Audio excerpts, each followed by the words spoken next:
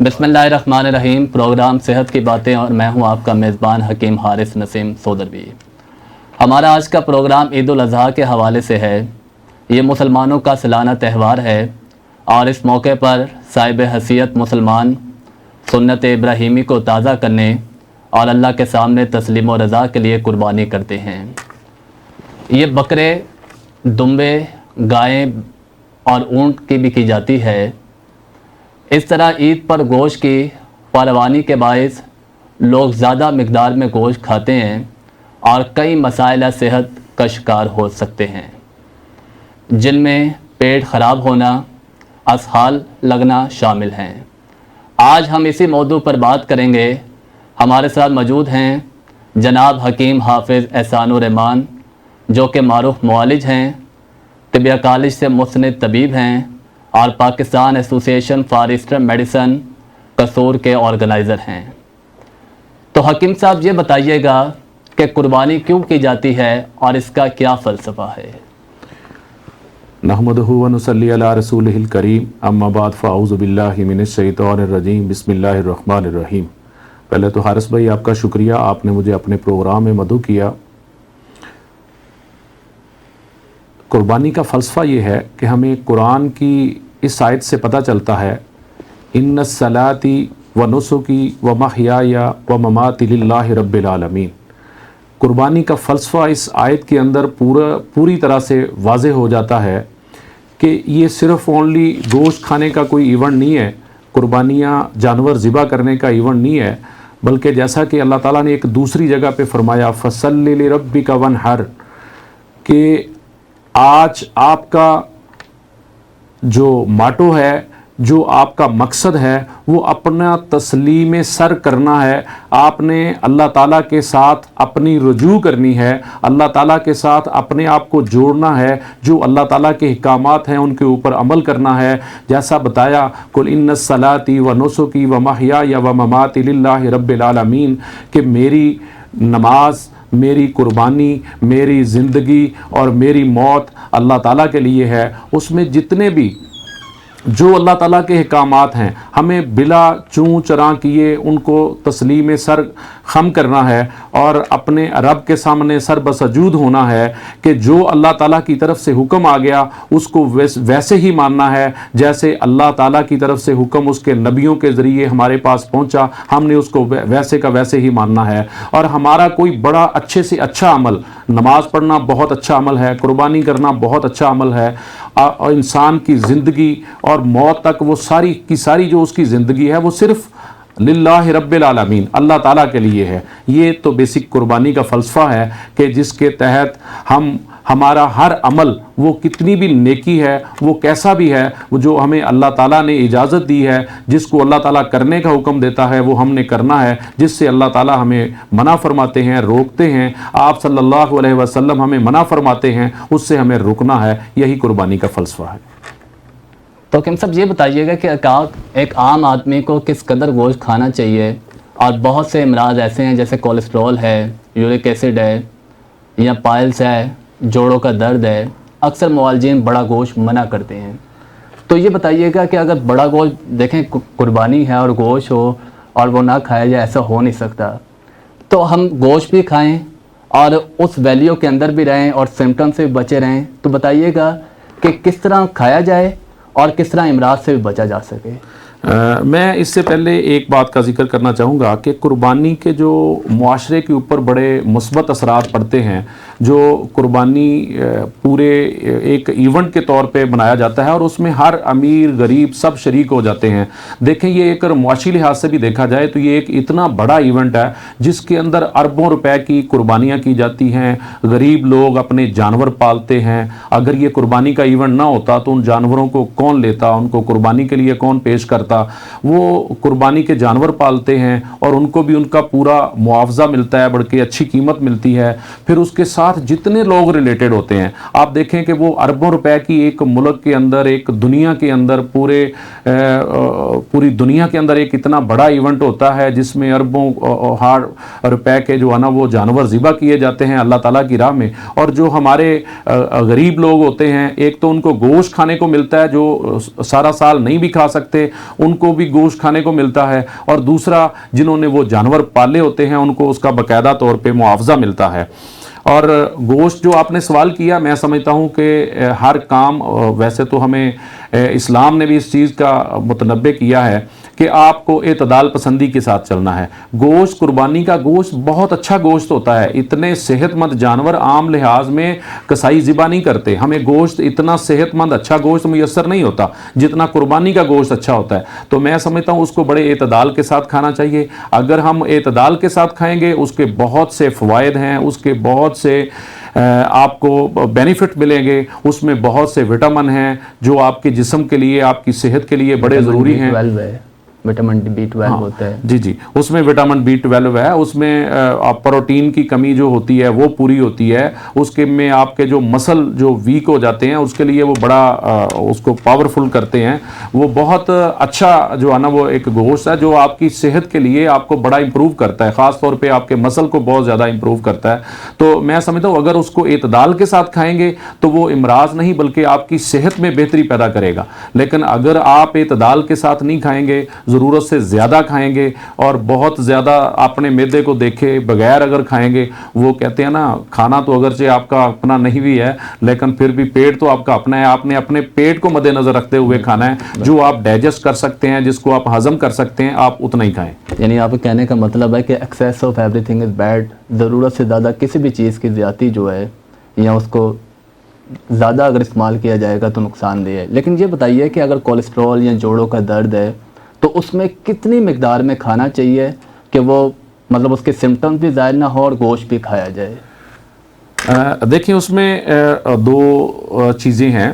ایک تو یہ ہے کہ جو آلریڈی پہلے پیشنٹ ہیں جو مختلف امراض کا شکار ہیں، جیسے کہ دل کے امراض کے لوگ ہیں جن کو دل کی تکلیف ہے، ہائی بلڈ پریشر کی تکلیف ہے، کولیسٹرول زیادہ رہتی ہے، یورک ایسڈ زیادہ رہتا ہے، تو ان کے کھانے کا ایک الگ طریقہ ہوگا. جو صحت مند لوگ ہیں ان کے کھانے کا ایک الگ طریقہ ہوگا. جو صحت مند لوگ ہیں وہ تو ویسے تو روٹین کے اندر صحت کے حوالے سے اگر دیکھا جائے تو وہ 100 سے 150 گرام تک ایک بندے کے لیے کافی ہوتا ہے کہ وہ اس کو گوشت کو کھائے. لیکن قربانی والے دن ہمارے چونکہ وافر مقدار میں گوشت ہوتا ہے اور پھر سب کٹھے مل کے بیٹھ کے ایک بڑا اچھا ایونٹ کر رہے ہوتے ہیں تو اس میں زیادہ کھایا جاتا ہے. لیکن صحت مند بندہ تو اس کو برداشت کر لیتا ہے. لیکن جن لوگوں کو یہ امراض ہیں ان کو اپنے معالج سے باقاعدہ مشورہ کرنا چاہیے. اپنے معالج کے مشورے کے مطابق یہ چیزیں گوشت استعمال کرنا چاہیے. مثال کے طور پہ جو دل کے امراض میں مبتلا ہیں، جو ہائی کولیسٹرول میں مبتلا ہیں، جو ہائی بلڈ پریشر کے اندر مبتلا ہیں،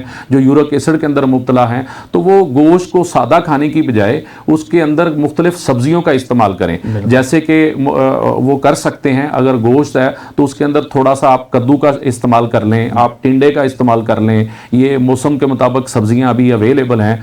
اس کے علاوہ آپ دیسی توری، یہ جو ول توری جس کو ہم بولتے ہیں، اس کا استعمال کر لیں.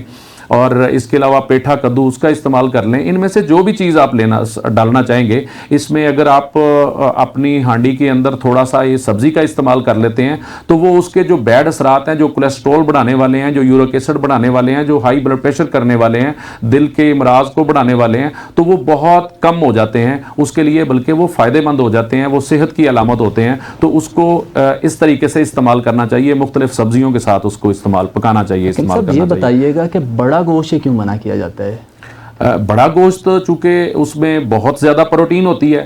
بڑے گوشت بڑے گوشت کے اندر بہت زیادہ پروٹین ہوتی ہے، چکناہٹ زیادہ ہوتی ہے. تو اس لیے اس کو صحت مند بندے کو ہی کھانا چاہیے. دوسرے جن لوگوں کو یہ امراض ہیں ان کو چھوٹا گوشت استعمال کرنا چاہیے، بڑے گوشت سے اوائڈ ہی کرنا چاہیے. اور ان کو بھی سبزیوں میں ڈال کے استعمال کرنا چاہیے، نہ کہ وہ ویسے استعمال کریں.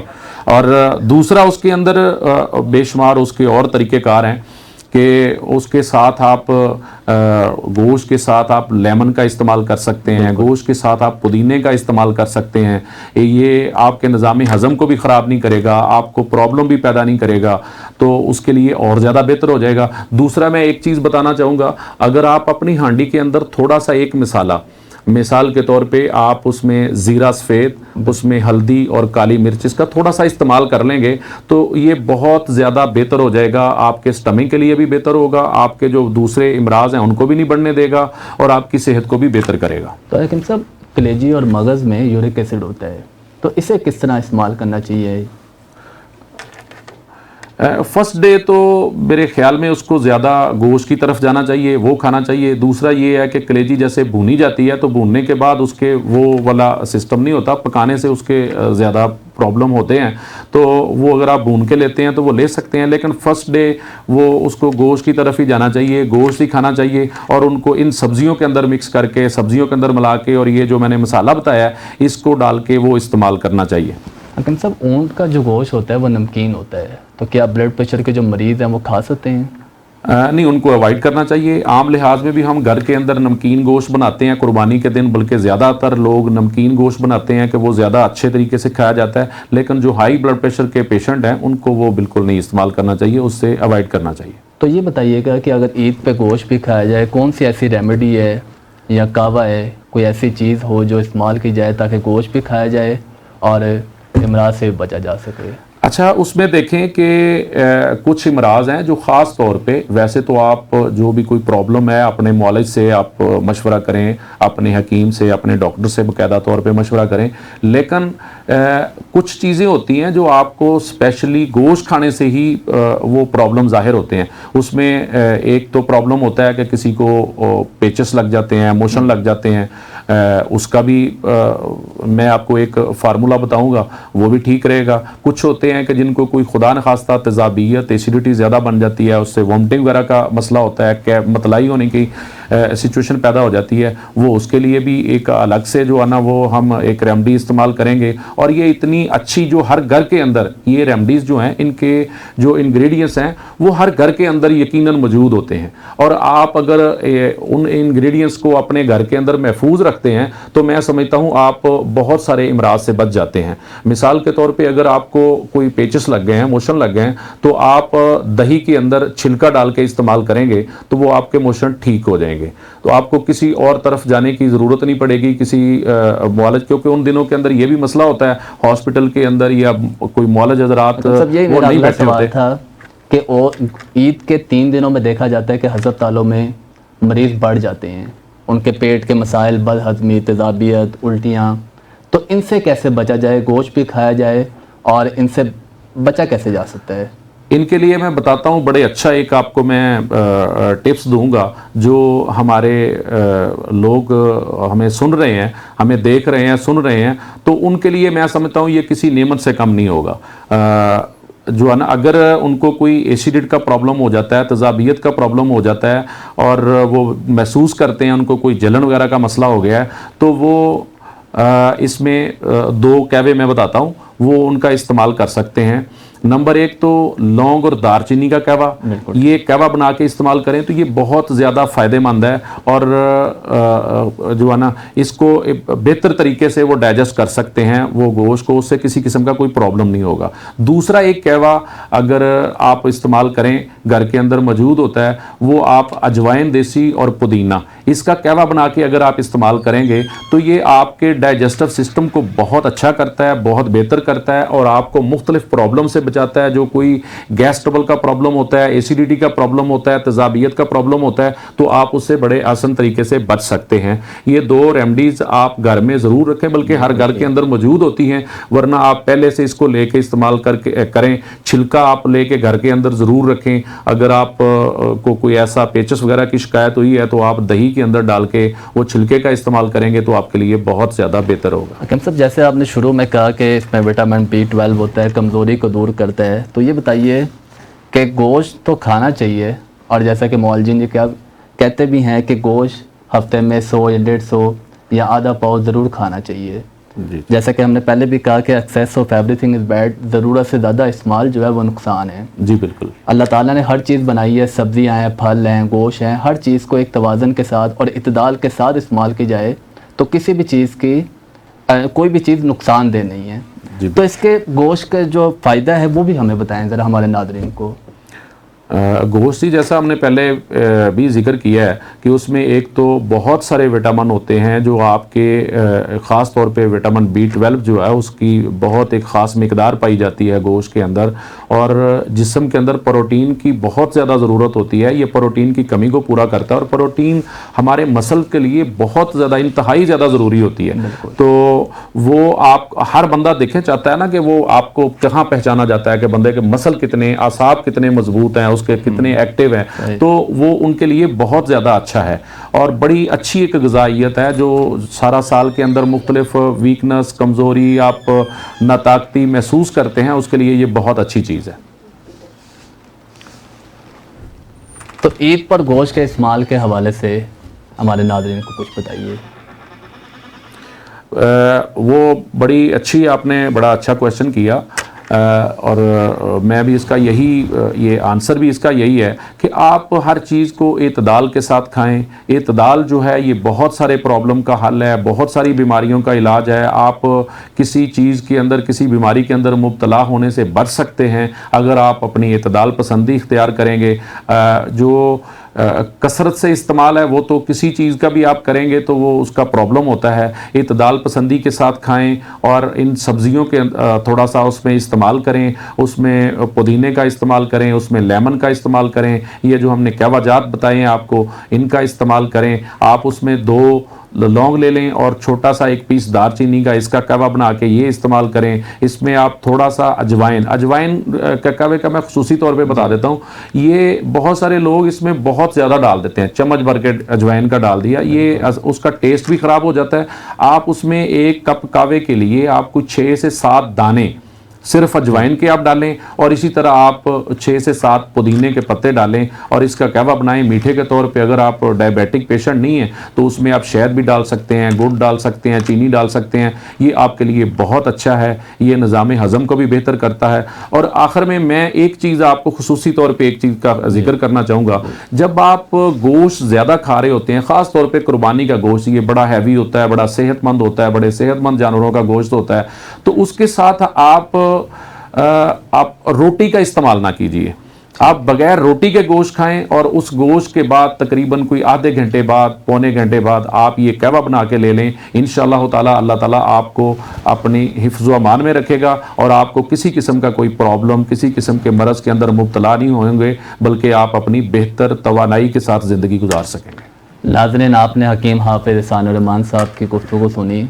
حکیم صاحب نے فرمایا کہ گوشت ضرور کھائیں، یہ سنت بھی ہے، لیکن ایک حد تک اور اعتدال کے ساتھ استعمال کریں. اس کے ساتھ رائتے کا استعمال کریں، سلاد کا، لونگ، دار چینی کا کہوا یہ استعمال کریں. ادرک، پودینہ اور سونف جو ہے اس کا بھی استعمال اپنے